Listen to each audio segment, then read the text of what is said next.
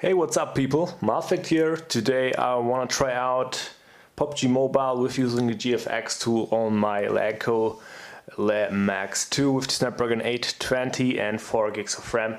What exactly is the GFX tool? It's an additional tool, especially for PUBG Mobile, which enhances and unlocks more graphical settings.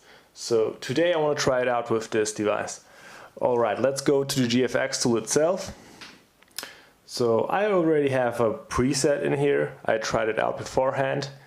And we want to play today with the smoothest graphics, with the best possible FPS we can get out of the Snapdragon 820.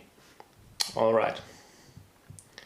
Now first we have to select the PUBG version we are playing with. As always, GFX has advertisements. The resolution will stay as it is. The graphics will be smooth. FPS will be 60 FPS. Anti-aliasing will be disabled. The style, just my preference, is colorful. The shadows are also disabled. The rendering quality will be high because this what makes the most difference, especially with the graphics. The light effects are also disabled. GPU optimization is enabled. No idea what that really does. It reduces user effects. Alright, sure. Basically that's that. Just hit accept. As always, again, an advertisement. Let's skip that and run the game itself. And as for my newest videos, guys, don't forget to subscribe and hit the bell, as I'm releasing new videos every day with different devices and different games, so hit the bell, stay tuned.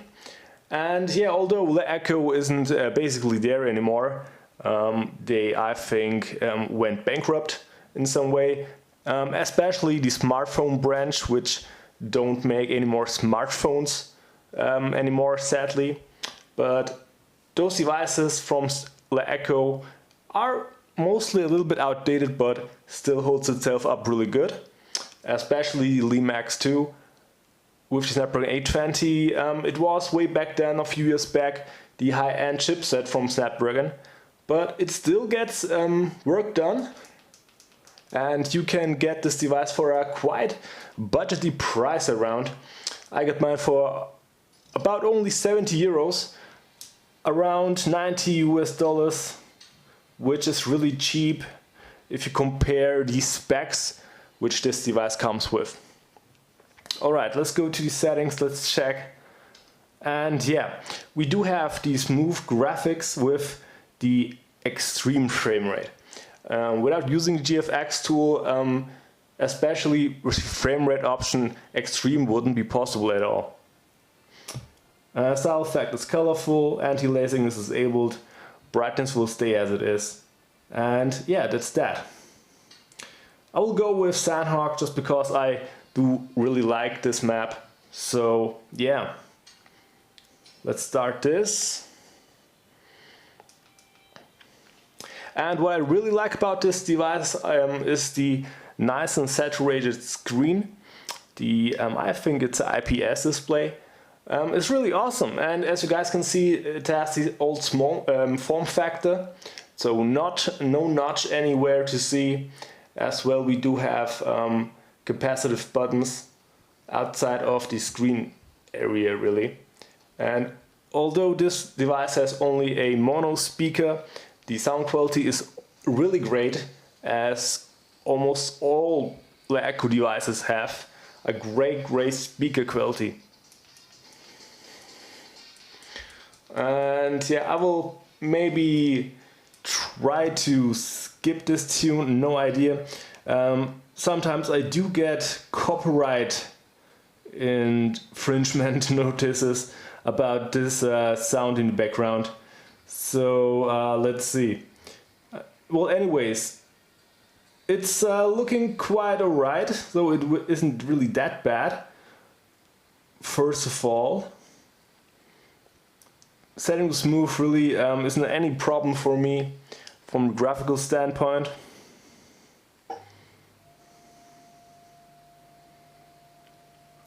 Alright. Well, I would say I want to go to her 10. one of my most beloved places in this map, really, as it really is full of loot and useful loot. Alright, let's jump out.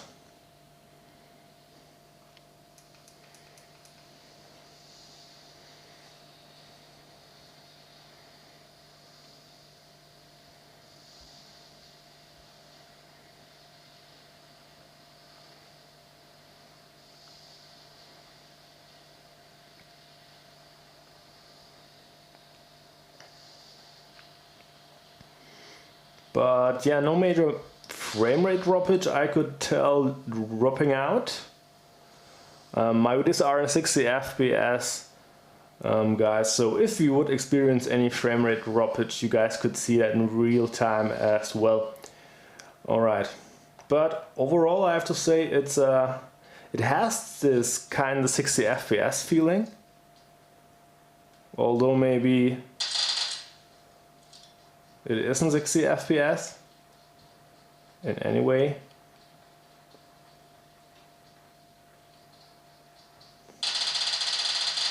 But it's possible that I'm playing against quite a few bots, as this isn't really my main account.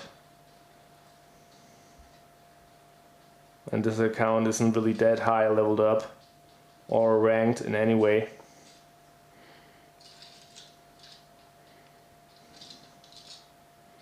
The weather isn't the greatest as well, so everything is a little bit darker than we are used to.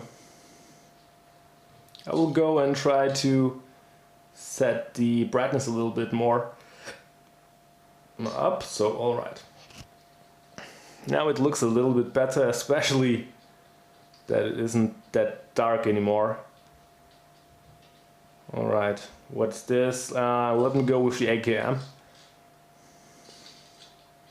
as I do already have my most beloved weapon, which is the UMP.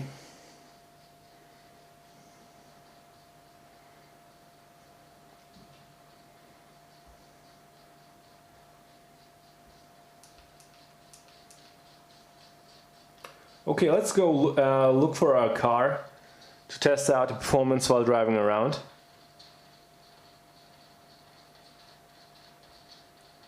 But overall it seems to be running quite fluid, so I wouldn't mind playing like this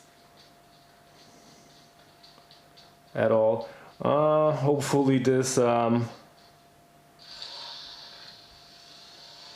tuk-tuk, is this a tuk-tuk or something? Let's see if we can experience any frame rate droppage with the tuk-tuk.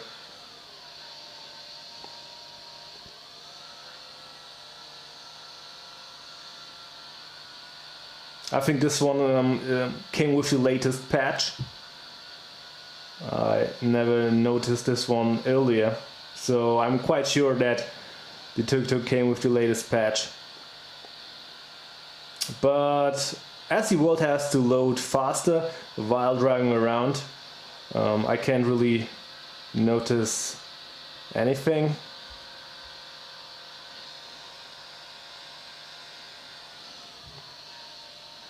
Alright, enough.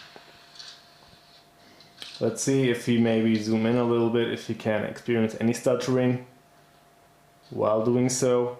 I noticed as well on a lot of MediaTek chipsets that while zoomed in, the performance seems to be really struggling and the FPS is dropping quite heavily while scoped in. No idea if that has to do something with the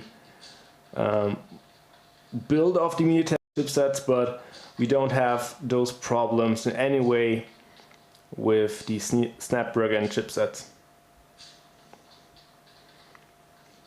And like mentioned in the beginning, the Snapdragon 820 is kinda outdated, yeah, but it still really manages to play almost everything to high details, medium at least, with the newest games.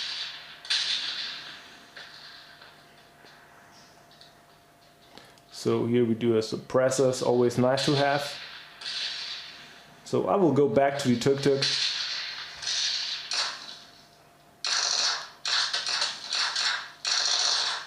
That's a normal behavior of any bots.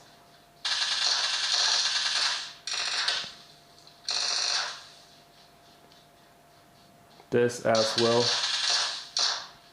After you shoot them, they tend to crouch. But yeah, full of bots here, guys. Okay, I will wrap this up. I think you've seen enough of the LMX2 and the Snapdragon 820 with using the GFX tool. And from my point, it really runs great. Yeah, it really runs great. Overall, I can't really manage any significant FPS droppage at all. The GFX tool really does wonders here to add a little bit more of fluidness to your gameplay. That's especially important on high stakes situations in PUBG Mobile. So yeah, if you can get a good deal with the LMX 2 and barely any Snapdragon 820 devices, really go for it. It's still a nice and capable chipset which you can enjoy PUBG Mobile greatly with. And as always, thank you a bunch for watching, and if you like what I do, don't forget to subscribe for new videos every day. Have a good one. Bye guys.